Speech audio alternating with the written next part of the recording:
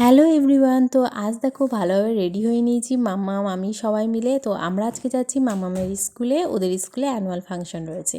তার জন্য দেখো শাড়ি টাড়ি পরে রেডি হয়ে বেরিয়ে পড়েছি।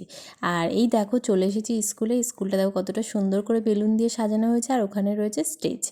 তো আমরা দেখো চেয়ার ছেড়ে আমরা এই দেখো এই সিঁড়ির এখানে সবাই মিলে বসেছি, বসে দারুণ এনজয় করছিলাম। আর সবাই দেখো কত সুন্দর করে সেজেছে, দেখতে কিন্তু দারুণ লাগছিল, তাই না? আর তারপর দেখো একটু পরে অনুষ্ঠান শুরু হয়ে গিয়েছিল।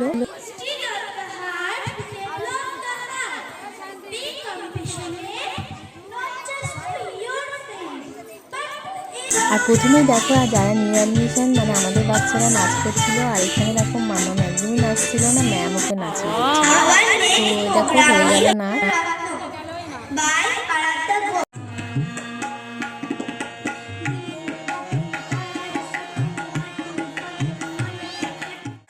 তারপর দেখো এখানে বাচ্চারা কত সুন্দর করে নাচ করছে। আমরা দেখো মামামের ডান্স হয়ে গেছে, আর এখানে দেখো এই ছোট্ট দুটো জমজ বাচ্চা কতটা সুন্দর করে নাচছে।